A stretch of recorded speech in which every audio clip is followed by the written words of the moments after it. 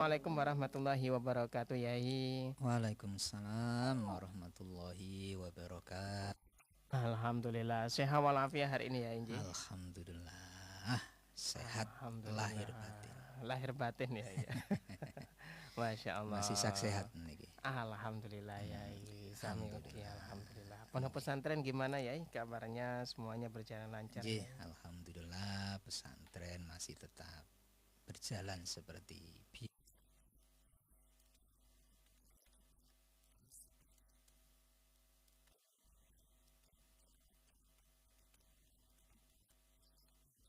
Berat ya, amanah ini ya. Amanah. Masya Allah. Kalau yang dibangun hanya intelektualnya, itu Nggih. kongkon sinau bendino ya pinter. Nggih. Tapi kalau yang dibangun atine, itu nggih agak berat dan susah. Allah. Nggih, makanya butuh riyadhah gitu nggih. Yang guru-guru niku. Kula namung derek gandul sarung mawon. Golek aman ya. Golek aman. Masya Allah. Ini kan terus arek-arek pondok niku mazil tu toliban. Sing enak iku paling aman ya dadi santri. Santri ya, tolib itu tadi. Ya. Mazil tu toliban. Saya ini tetap jadi santri. Santri walaupun sudah lulus gitu ya, masih santri. Masih santri. Santri nek salah-salah didik is biasa. Nek kiai kan gak oleh salah. Gak oleh salah ya. Allah. Ya, makanya mohon doa restunya pondok selalu dijaga oleh Allah. Amin. Dilindungi oleh Allah dan dibarokai oleh Allah. Amin, amin ya rabbal alamin. Masya Allah. Baik, pada kesempatan pagi hari ini Yai, kira-kira topik yang akan kita bahas tentang napa niki Yai? Golongan orang-orang yang dikhawatirkan matinya su'ul khotimah. Masya Allah. Ini masih dikhawatirkan ya? Dikhawatirkan. Nggih, karena semua kan Allah. Iya. Masih ada kesempatan berarti. Kadang-kadang mboten mesti. Wong uripe kadang lempeng ibadah, matine mboten sae. Allah. Enten sing uripe ahli maksiat itu moro-moro sebelum akhir hayatnya diparingi kesempatan taubat. Allah, Masya Allah. Akhirnya su'ul khotimah. Ya, mangkan nggih bahasa kula itu bahasa diplomatis. Yakin mboten mungkin wong niku urusan takdir. Masya Allah. Baik, dulur Afiktar, mari kita simak kajian pada pagi hari ini bersama guru kita Bapak Dr. Kiai Haji Muhammad Ikhwan MSIM FPDI. Baik, monggo Yai disilakan. A'udzu billahi minasyaitonir rajim. Bismillahirrahmanirrahim. Alhamdulillahi rabbil alamin. Allahumma sholli wa sallim wa barik ala sayyidina Muhammadin wa ala alihi wa sahbihi ajma'in. Amma ba'du. Mas Ishak yang sangat saya muliakan, Bapak Ibu, dulur-dulur semua dimanapun berada, jamaah ngaji Panguripan yang mudah-mudahan senantiasa dalam naungan rahmat dan barokah Allah Subhanahu wa Ta'ala. Di dalam Al-Quran surat Ali Imran ayat 102 itu Allah betul-betul berpesan, ya ayyuhalladzina amanut taqullaha haqqa tuqatih wa la tamutunna illa wa antum muslimun. Ini seringkali dipakai wasiat oleh khotib Jumat. Wah, menawi pesen nopo semuangati Masya Allah. Tapi sing ngrungokno turu pada pindah alam. Nggih, pancene turu paling enak itu waya ibadah. Waya ibadah. Tapi jane itu belai itu. Belai niku ya. Balak. Orang nek ngantuk waya ibadah itu enggak apik. Tapi kalau perang kok ngantuk, itu justru dalam Al-Qur'an baik. Perang ngantuk. Waktu perang, nggih. Benar kan terjadi saat perang itu, perang Badar. id yuwasyikumun nu'asa amanatan. Jadi saat mau perang itu para sahabat diparingi ngantuk. Kalau Gusti Allah sama Allah ngantuk sampai keturun. Ya, ternyata ya hikmahnya itu mengurangi apa namanya rasa takut. Waya perang kok ngantuk. Kan mesti keturun itu.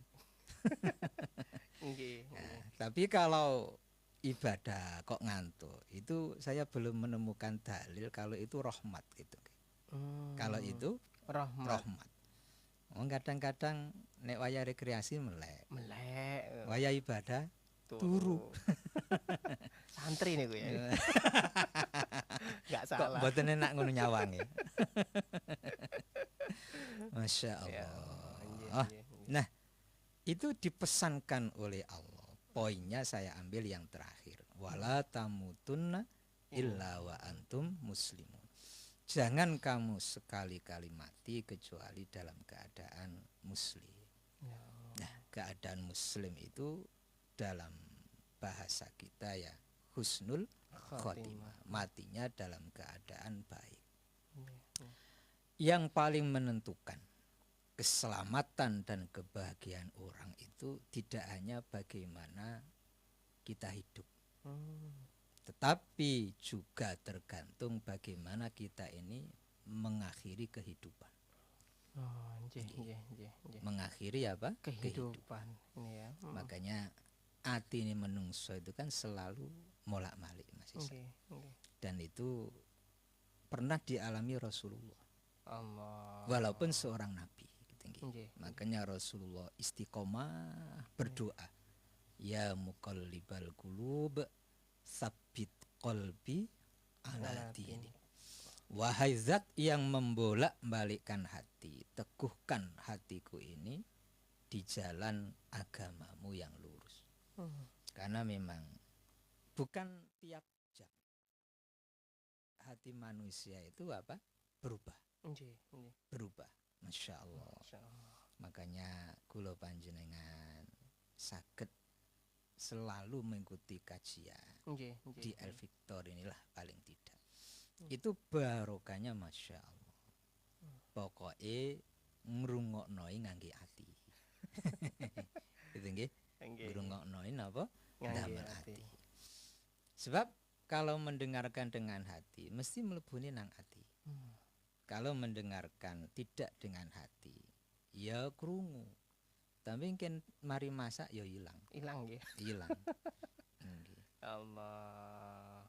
Masya Allah. Itu nggih. Nah, maka ada seorang ulama besar, As-Sayyid Abdullah bin Alawi Al-Haddad. Beliau pernah berpesan, ada 5 golongan manusia yang dikhawatirkan matinya dalam keadaan su'ul khotimah. Dikhawatirkan mati niku ndak baik. Dalam bahasa beliau juga memang dikhawatirkan. Kalimatnya dikhawatirkan. Innama yuksha. Jadi sesungguhnya dikhawatirkan, ditakutkan. Tapi kalau ditakutkan kan ada potensi. Besar potensinya ya. Jadi ada 5 golongan orang yang dikhawatirkan matinya su'ul khotimah. Apa 5 golongan orang itu? Yang pertama kata beliau al-mutahawinu bis sholat. Orang yang meremehkan sholat 5 waktu. Jadi orang-orang yang meremehkan sholat 5 waktu itu dikhawatirkan matinya apa? Su'ul khotimah. Karena memang secara spiritual ya kan sudah membangkang perintahnya Allah. Dan orang meremehkan sholat itu dosa gede itu. Oh besar ini wong itu yang merintah Allah. Lho nuwun sewu. Nuwun sewu nggih. Presiden menawi perintah menteri kok gak dilakoni. Kira-kira dinapakno menteri ini? Pecat. Pecat. Dipecat lah nggih. Nggih. Itu hukum menungso. Apalagi hukumnya Gusti Allah. Cuma kadang-kadang kita ini terperangkap dengan sifat Rahman Rahimnya Allah. Sehingga kegeden rojai daripada khaufi. Itu lagi. Wah, aku masih gak sholat. Tunggu sih Allah ghafar ghafur. Maha pengampun kok layak di sepuro. Nah, jadi selalu yang diburu itu apa? Sifat feminismenya Allah. Bukan sifat ketegasan Allah. Nah, itu akhirnya banyak orang yang gak sholat. Ini biasa. Padahal itu dosanya lebih besar daripada membunuh. Lebih besar daripada dosanya orang yang zina. Ya Allah. Dosa-dosa besar yang lain itu. Mengapa? Karena perintahnya Allah saja apa? Dilanggar. Dilanggar nih. Dan itu sangat fatal. Masya Allah. Makanya dalam surat Al-Ma'un. Kita ini sudah dijelaskan oleh Allah. Fawailul lil musallin. Celaka bagi orang yang sholat. Lu wong sholat itu celaka. Masya Allah. Ya Allah. Siapa? Ya orang-orang yang meremehkan sholat itu. Tetapi dalam kajian tafsir, ang sholatihim sahun, orang yang lalai itu bisa jadi memang orang yang gak gelem sholat belas. Oh, kalimatnya seperti itu. Gak sholat belas itu otomatis celaka. Celaka. Tapi ada yang maknai apa namanya? Ya sholat tapi kadang-kadang. Arang-arang. Kadang-kadang. Okay. Ada yang menafsiri ya sholat, ya sregep. Tapi sholatnya itu hanya sebagai formalitas. Tidak berangkat dari kesadaran diri bahwa kita ini apa? Menghamba kepada Allah. Butuh nang Gusti Allah. Ya mungkin kita kan sering begitu Mas Isan. Menggugurkan kewajiban gitu. Rodok lega lek mari salat. Lagi. Padahal Masya Allah ngobrol lagi ya ora sak jam rom jam. Iya, nggih. Salat itu satu 5 menit gak sampai. Lagi. Ya itu hanya apa? Menggugurkan kewajiban. Lagi. Ya Allah, makanya orang-orang yang meremehkan sholatnya dikhawatirkan matinya apa? Su'ul khotimah. Secara spiritual itu. Secara psikologis dan sosial, orang itu kalau meremehkan sholat, hatinya pasti gelisah. Empun dah. Walaupun nyekel duit akeh. Tapi kalau meremehkan sholat, hatinya pasti gelisah. Pasti nih. Pasti. Pasti. Nggak bisa hatinya tenang itu nggak bisa. Mengapa? Karena ia kehilangan jaringan spiritualnya. Gak nyambung, mboten connect sama Allah, gitu lagi. Mboten connect. Sehingga hatinya selalu gelisah. Walaupun nyekel duit akeh. Opo maneh gak patik nyekel duit. Tambah gelisah. Nemen. Nggih, mboten namung gelisah, remek.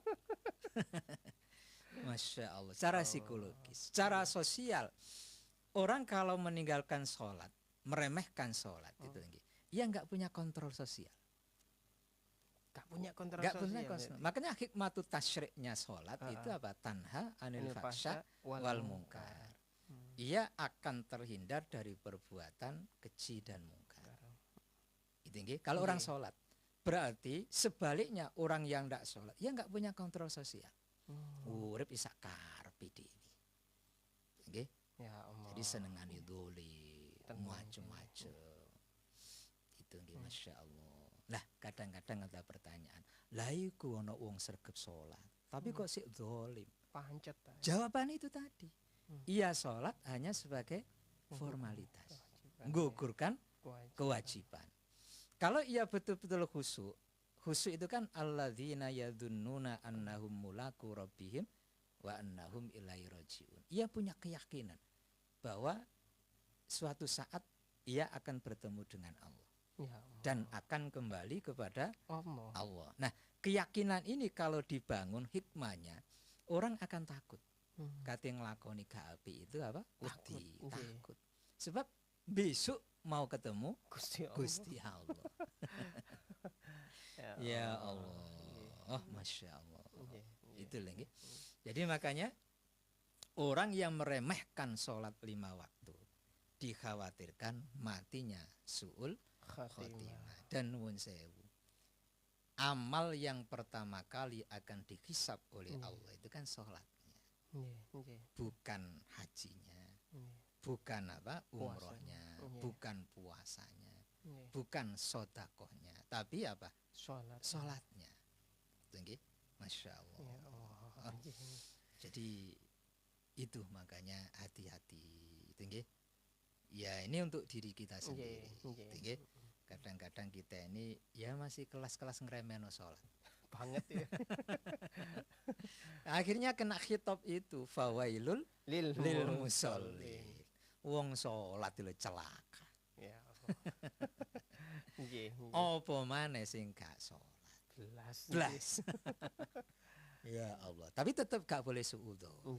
Karena masih dikhawatirkan.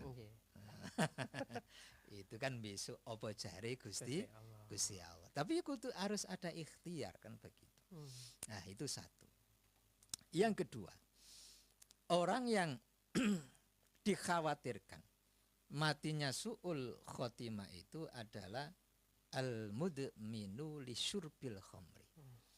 Orang yang mudmin itu yang langgeng gitu. Terus menerus senengane mabuk. Apakah mabuk minuman keras?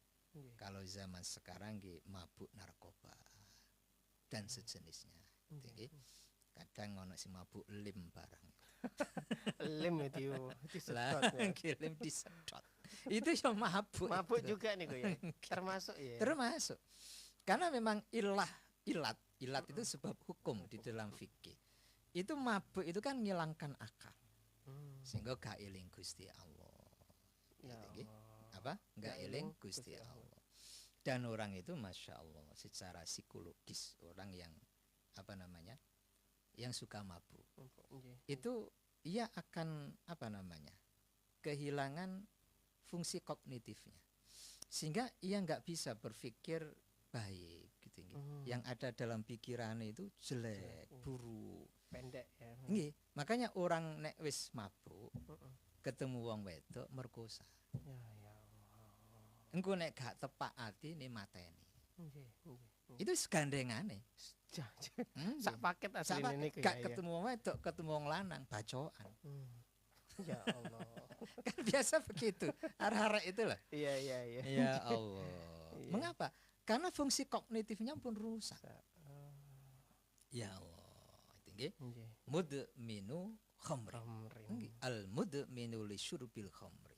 Nah, itu besok dikhawatirkan matinya su'ul khotimah. Makanya orang mendem itu wis nentang agama. Enggak boleh. Masya Allah. Makanya rusakin dunia itu diantara ya karena pengaruh mabuk-mabukan. Mabuk itu. Apapun jenis lagi. Mabuk game itu juga termasuk nih ya. Nah, ada makna mabuk hakiki, ada mabuk majazi. Orang mabuk game itu termasuk mabuk. Secara majaz ya. Secara majazi. Mengapa? Dia lali salate. Ya Allah. Gitu? Dia lali, nek duit teko wong tuwa. Jaluk wong tuwa gak dikai, wong tuane dipancar. Ya Allah. Gitu banyak kan begitu. Banyak. Ya Allah. Gara-gara game-giman arek 12 tahun mateni ibu. Karena game-gimannya dihapus apa-apa itu di Medan itu loh. Itu kan sudah mabuk itu. Termasuk juga mabuk jabatan. Tambah lebih nemen ya. Itu kan makna majaznya begitu. Pokoknya mabuk. Pokok segala mabuk sing lalekno Gusti Allah. Itu termasuk mendem. Ya Allah, mabuk jabatan, hanya cari keuntungan pribadi. Gak mensejahterakan tanggung jawabnya. Itu mendem itu. Itu yang dikhawatirkan su'ul khotimah. Masya Allah. Banyak termasuk mabuk kekayaan, mabuk kepinteran. Semua lagi. Makanya tidak boleh kita ini terlalu lalai dalam kehidupan ini. Kemudian sampai mabuk gitu lagi. Masya Allah. Memang urip ini kalau nggak ngaji nggak ada yang nasihat. Dan saya ini kalau nggak ngaji ya nggak nasihati awak dewe. Kadang mojo itu ya sekilas, terus ya lali. Tapi kalau ngaji begini ternyata muncul gitu lagi. Ya nasihati diri sendiri gitu lagi. Nggak nasihati panjenengan semuanya, kapian. Nasihati apa? Awak dewe. Gitu lagi. Masya Allah. Jadi orang yang apa namanya seneng mendem itu dikhawatirkan matinya su'ul khotimah. Matinya su'ul khotimah. Masya Allah. Yang ketiga, golongan manusia yang dikhawatirkan matinya su'ul khotimah, kata beliau As-Sayyid Abdullah bin Alawi Al-Haddad, adalah wal'aku liwalidai, anak yang durhaka kepada orang tuanya. Masya Allah. Zaman sekarang ini banyak anak sing gak peduli wong tuane. Mboten peduli apa? Wong tuane. Makanya kula jenengan dadi wong tua penting membangun moral anak. Maringi pendidikan akhlak sing sae. Sebab anak niku nek empun kadung atine lost control dari nilai spiritual itu nggih. Anak itu gak mempan dinasehati. Belas ya. Belas. Dinasehati mecicil-mecicil. Diseneni melok nyeneni. Kongkon minggat njaluk sangu. Repot. Kan sumpek wong tuwa ya. Tur anak itu gak bisa dipisah. Oh gak no akten ya. Nggih. Nggih ta? Mboten enten. Sekali ia berbuat salah, wong tuane katut. Kenek ya. Kenek. Nggih. Ikhwan bin Abdullah misalnya. Kan katut bapakne. Allah. Nggih. Anake sapa iku mendem iku? Oh, anake Pak Duloh. Yang disebut wong tuane. Masya Allah. Walaupun wong tuane apik niku ya. Wong tuane apik. Nggih. Kenek. Mengapa? Ya itu mau. Anak itu gak ono aktene. Jadi gak nek dicerai. Nek bojo kan gampang nyerai. Nang pengadilan agama diputusno cerai. Tapi pripun? Nyerai anak nih. Saged napa mboten? Mboten saged. Ya Allah, iku kegawa besok sampai kiamat. Oh, sampai kiamat ya. Yauma yafirrul mar'u min akhi wa ummihi wa abi. Nah itu. Masya Allah. Oh, bapak ibu itu tetap keceluk wong tua sampai dino kiamat. Nah itu nggih, makanya apa namanya? Anak yang durhaka kepada orang tuanya itu dikhawatirkan matinya su'ul khotimah. Dawe Kanjeng Nabi kan pun jelas. Ridallah fi ridal walidain. Ridhonya Allah itu apa jare ridhone wong tua. Kalau wong tua pun ridho, insya Allah Gusti Allah nggih ridho. Masya Allah. Oh, makanya saya kalau ingat kisahnya Uwais Al-Qarni itu nggih, masya Allah. Ngladeni ibuke niku lahir batin. Sampai mbelani gendong ibuke dari Yaman ke Mekah. 1000 kilo. Melaku ya ya. Mboten melaku pripun. Ya Allah. 1000 kilo digendong. Nggih. Ya kita ini kadang teko kamar ngene nang jedik moh-moh. Melaku dhewe po mak. Duwe sikil kok. Duwe sikil. Ya Allah. Wah, itu.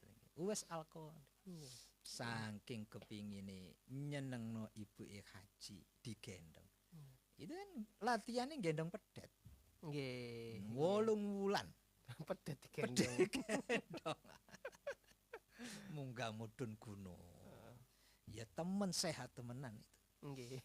Masya Allah. Oh, itu nggih. Jadi ternyata derajat anak itu berada pada apa? Khidmahnya anak kepada orang tua. Kepada orang tua. Makanya kadang-kadang seringkali ada pertanyaan begini. Istri sama wong tua iku didisikno sing ndi? Ngono kok ya ditakokno gitu lho. Nggih pun jelas wong tuwa. Nggih. Betul nggih. Mpun kersane, bae ana sing gak trimo kersane. Wong ini hukum kok. Secara hukum gitu ya. Jadi wong tuwa ni sekapakno wong tuwa. Mboten saged dibandingno karo istri. Gitu lho nggih. Walaupun tetap kudu bijaksana. Mana yang lebih membutuhkan, bojone dhisik apa makne. Tapi misale padha butuhe wong tuane kudu didhisik. Iki khitabnya begitu, wal aku liwalidai. Wal aku liwalidai. Cuma sebenarnya dalam konteks itu harusnya saling membantu. Harus sadar itu ya. Harus sadar. Ngerti. Aja nek ana wong lanang nyangoni makne kok benci. Oh, dendam. Makne sangoni. Aku tuh wis jepit ae semayani sak wulan. Nah. Ya Allah. Lah opo? Suami juga begitu. Nek sing wedok nyangoni makne, ya aja diseneni. Cobalah saling membantu pasangan masing-masing untuk apa? Birrul walidain. Nggih, saestu. Masyaallah. Birrul walidain itu dinun wadainun. Dinun wadainun. Jadi birrul walidain itu ada hikmah agama, ada hikmah muamalah. Dinun wadainun. Apa hikmah dinun itu? Orang yang birrul walidain itu seakan-akan menjadi hak dia besok dimasukkan Allah ke dalam surga. Haknya ini ya. Tiket berarti ini. Tiket. Jadi coro orang mau birrul walidain itu wis distempel barcode karo malaikat cetok. Besok tinggal nyeken aja. Diseken. Wah, scan karat. Oh, birrul walidain ana swarga. Itu nek anak duraka. Itu ono barcode tapi burak. Enggak kewoco. Sehingga DNA-nya dia jadi ahli surga itu pun burak. Enggak kewoco. Wah, iki gak kewoco iki. Minggir dhisik. Disisino kebanter mlebu neraka. Itu apa? Dinun. Yang kedua itu dainun. Dain itu hutang. Artinya ketika ada anak yang birrul walidain, maka Allah seakan-akan punya hutang.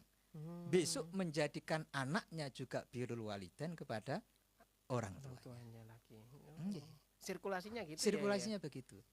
Makanya ada dawuh Kanjeng Nabi kan, birru abaakum tabirrukum abnaukum. Kamu berbaktilah kepada kedua orang tua, maka anak-anakmu besok gak kokongkon iku birrul walidain dhewe. Tanpa dikongkon. Tanpa dikongkon. Mengapa? Itu dainunnya Allah.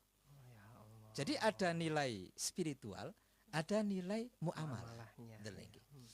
Masya Allah. Lah sing ngene kan kadang-kadang gak ono nang bangku kuliah itu.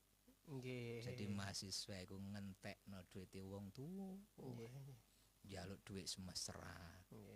Terus njaluk maneh jare gawe napa? PPL. Njaluk maneh gawe praktikum padahal mboten. Dan raktir pacare pentol itu. Sedih. Ya Allah. Masya Allah. Itu lagi.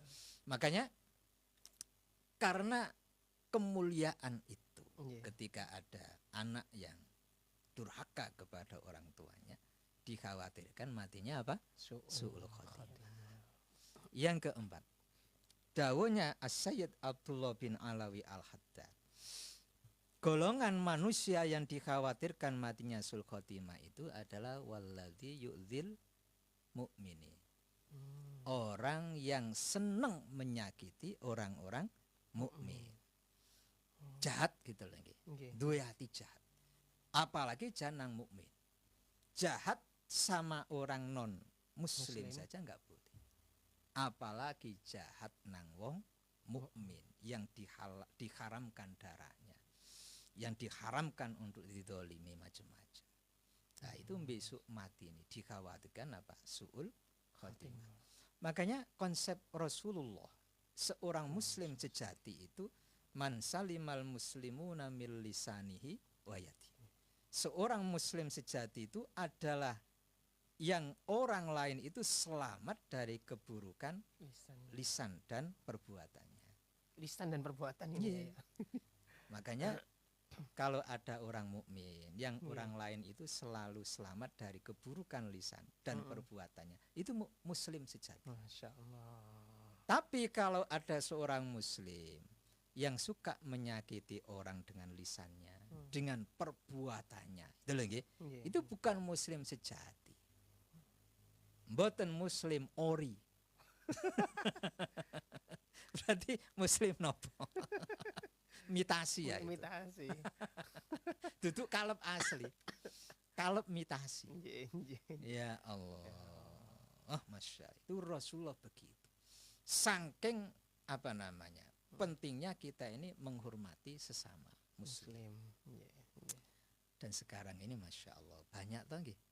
Orang menyakiti orang lain dengan lisannya, dengan perbuatannya, walaupun kadang-kadang bukan pada tataran perilaku nyata di dunia maya.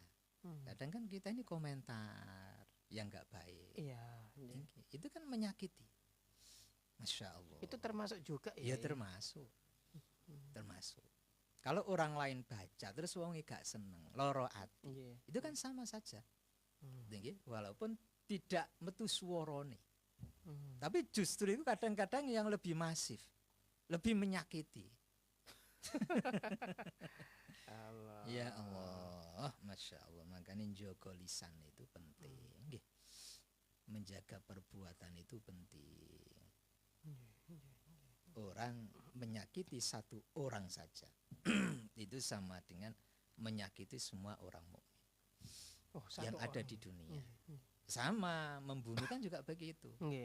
Membunuh orang mukmin satu sama dengan membunuh mukmin seluruhnya. Sakpiro dosane. Masya Allah. Makanya analoginya kan begitu. Orang menyakiti satu mukmin ya sama dengan menyakiti mukmin semuanya. Tinggi, Masya Allah.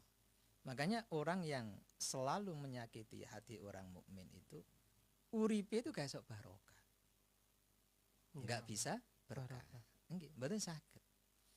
Masya Allah. Siapapun itu ya. Siapapun itu. Walaupun misalkan pemuka agama misalnya. Sami mawon. Sama saja. Pemuka agama namung status mawon. Gitu, status. Masya Allah. Nggih, kita ini yang jenenge wong urip. Seringkali kepleset, seringkali salah, khilaf dan lain sebagainya. Makanya nggih tobat itu nggak pernah berhenti. Sampai kapan? Ya sampai mati. Sampai apa? Selama mati. Nggak bisa kita tobat sekali dipakai selamanya, itu nggak bisa. Kita masih sakit. Hari ini saya tobat, mboten kena digawe setahun mburi nih kalau. Iso ae kok oleh 2 bulan balik mana? Balik kesandung, lalu kesandung. Makanya selalu apa menjaga taubat itu. Masya Allah. Kemudian yang terakhir apa namanya? Orang yang dikhawatirkan matinya su'ul khotimah itu al-musirruna bil kabair. Orang yang membiasakan melakukan dosa besar. Ya termasuk mendem itu nggih. Termasuk zalim ke orang, termasuk zina, termasuk membunuh. Itu kalau jadi kebiasaan, ya dikhawatirkan apa? Su'ul khotimah. Orang itu kalau sudah terbiasa melakukan dosa, ia akan kehilangan apa? Sensitivitas terhadap kemaksiatan.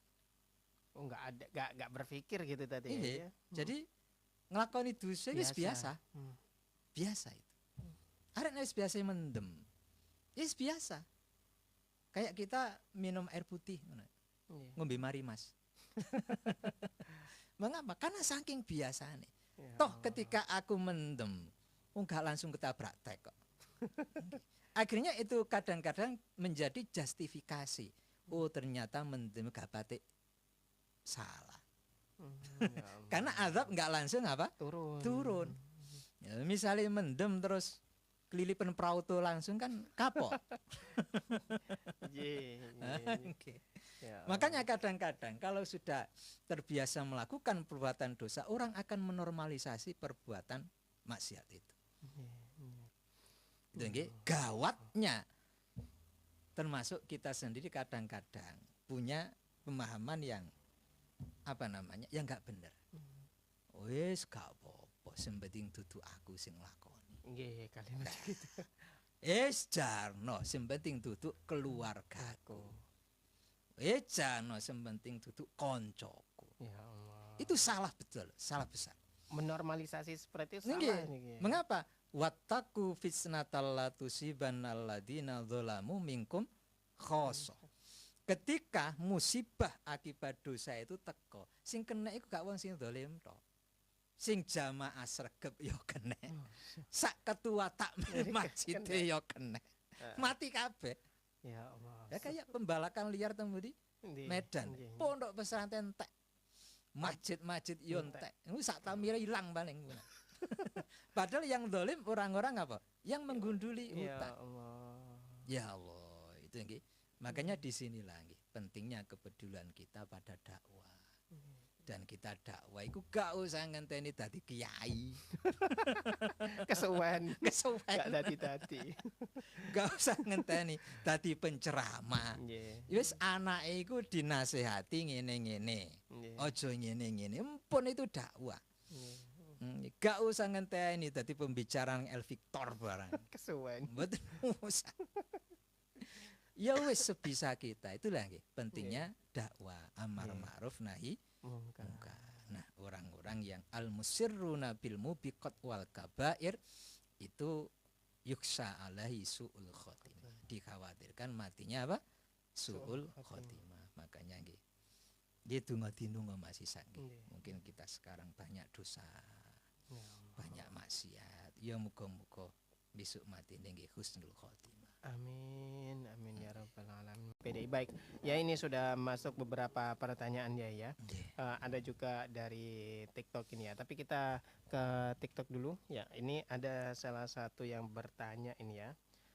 Assalamualaikum, salam kenal. Mana ini ya?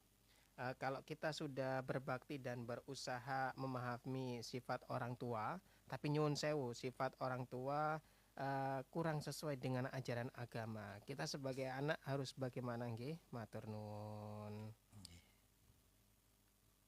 Nggih, langsung nggih. Nggih, monggo, Yai. Nggih. Kalau ilmunya Romo Yai Husain dan itu diwasiatkan ke Romo Yai Imam Hambali. Dadi anak jok sampai nuturi wong tua. Oh, gak boleh nih, Yai. Ilmunya beliau. Tapi orang kan setiap punya apa namanya? Punya pendapat lagi. Tapi ilmu beliau begitu. Ternyata saya resapi, ternyata benar. Ketika wong tua itu dinasehati, terus gak cocok karo atine. Itu dadi ndang loroi atine wong tua. Nah, loroi ati wong tua ini ndadekno anak ini apa namanya? Ya susah, terhalang dari derajat itu tadi. Jadi derajat. Tapi ya besok tetap mendapatkan apa? Kebaikan dari Allah. Cuma dalam pandangan Yai Sepuh, Yai Husain begitu. Ya cukup didoakan. Gak usah didebat, gak usah dianu. Gak usah. Misalnya duwe wong tua kok gurung sholat. Didoakan aja. Mungkin ya kalau perlu sampun duhur Pak. Pun gak usah gawakno gagangi sapu. Ayo duhur. Tuwek kari mateke gak gelem salat. Angele. Gak usah sampai begitu. Pak sampun duhur. Dan selalu didoakan. Tuh, karena memang nek wis atine wong tuwa catu, nah itu ndadekno apa namanya anak itu kehilangan keberkahan dari orang tuanya. Allah. Dan saya mengikuti madhab itu. Madhab dari Yai Sepuh niki. Madhab itu. Daripada apa namanya? Bantah-bantahan, tukaran karo wong tua. Akhirnya wong tua loro ati. Kita terhalang dari keberkahan. Ya, wallahu a'lam. Makanya saya memilih madhab itu. Ya, jadi misale ada wong tua kok yaitu tadi wis kita sudah baik bakti tapi orang tua sih nyalai syariat misalnya, ya didoakan. Memang kita sudah waktunya mendoakan wong tua. Kita mulai cilik wis dongakno wong tua. Gantian donga. Allah, Masya Allah. Baik, lanjut niki ya. Ini ada pertanyaan dari Bapak Abdul Rahim ini ya. Assalamualaikum warahmatullahi wabarakatuh. Tanglet nggih Ustadz Ikhwan. Yang pertama, nopo leres jika suami milik orang tuanya, jika istri milik suaminya sebagai perihal prioritas menyesuaikan niku wau. Yang kedua, kisah Nabi Ibrahim yang menyuruh Nabi Ismail ganti istri. Apakah dituruti walau Nabi Ismail masih seneng istrinya, kaitannya dengan bakti kepada orang tua? Matur nuwun. Jadi prioritas tetap orang tua. Apakah orang tua kita sendiri atau mertua gitu. Dan itu harusnya suami istri juga sama-sama sadar bahwa prioritas berbakti itu harus ke orang tua. Walaupun kita ini harus lapar, apapun keadaannya ya. Apapun keadaan. Ekonomi sulit misalnya. Iya, tetap wong tua. Wong tua itu gak kena diganti. Makanya diarani pangeran katon. Tanpa orang tua kita gak akan pernah hidup nantunya. Gak nate ngerti rasane pecel itu seger. Gitu. Walaupun kita sekedar pernah bernafas, itu kan nikmat. Misalnya karena orang tua kan kita gak pernah akan lahir. Ya Allah. Gitu. Kan diarani pangeran katon, apik mbotene wong tua. Yaitu tetap harus dibakteni. Makanya Nabi Ibrahim walaupun bapak itu kang gawe berhala, itu tetap diapii, diajeni sampai mau meninggal dunia didungakno. Tapi kan akhirnya tegur sama Allah. Wa makana istighfaru Ibrahim masa terus itu ndak boleh. Hanya apa namanya? Janjeni tok. Tapi yang nggak ada manfaatnya. Nggak ada manfaatnya. Ya. Hanya karena pernah janji engko nek mati tak dongakno itu aja. Tapi nggak ada manfaatnya. Nah, kemudian terkait dengan Nabi Ismail alaihissalam. Nabi Ibrahim punya pertimbangan gitu. Dan setiap nabi itu tidak bisa berpikir sendiri. Semuanya karena wahyu. Dan tidak boleh mikir dewi itu nggak boleh. Nggak bisa ya. Nggak bisa. Mengutamakan egonya sendiri nggak bisa. Nih. Harus yang berlaku itu logika nubuahnya. Ila wahyun yuha gitu.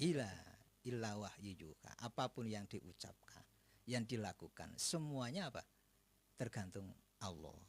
Ya Allah. Termasuk juga ketika terjadi kasus di keluarga itu. Itu semua karena wahyu. Sebab gak oleh mikir dhewe Nabi itu. Gak boleh memutuskan sendiri. Itu lagi. Harus nunggu wahyu dari Allah. Nek kita kan sakarepe dhewe. Nggih. Ruas sak merasa akhirnya. Salah kabeh. Itu. Jadi dalam logika nubuah yang berlaku in huwa illa wahyu yuha. Pokoknya nek gak diwahyu no yo meneng. Kanjeng Nabi kan pernah jeda wahyu nggak turun sampai 1 bulan, kadang 15 dino. Itu yang nunggu meneng, gak wani jawab. Resah padahal. Kan pernah ditanya Rasulullah, Dzulqarnain itu siapa dan kisahnya bagaimana? Yo besok tak jawab. Itu akhirnya kan 15 hari nggak turun. Nggak turun, nunggu itu ya. Nunggu Kanjeng Nabi ki opo jawabannya. Kok cek suwe nih. Akhirnya kan ditegur sama Allah. Nek awakmu janji, ya insya Allah kan begitu. Kudu muni insya Allah. Jadi memang begitu. Nabi gak boleh ngarang dewe itu. Nggih. Termasuk kejadian pada siapa? Nabi Nabi Ibrahim Ismail. dan Nabi Ismail. Ismail. Gitu, nggih. Masya Allah, ngoten nggih. Mohon maaf dulu karena waktunya juga terbatas ini. Sebenarnya ini menarik ya kalau dipanjangkan ya. Tapi beliaunya juga punya kegiatan yang lain. Baik, Yai mungkin kita bisa tutup dengan doa nih Kiai.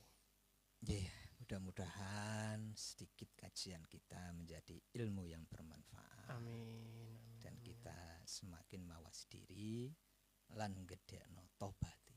Amin. Karena kita nggak pernah tahu kapan kembali kepada Allah, dan harapan kita semuanya matinya dalam keadaan husnul khotimah. Al-Fatihah.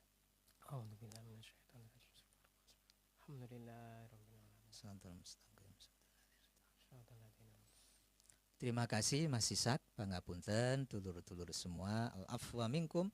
Wassalamualaikum warahmatullahi wabarakatuh. Waalaikumsalam warahmatullahi wabarakatuh.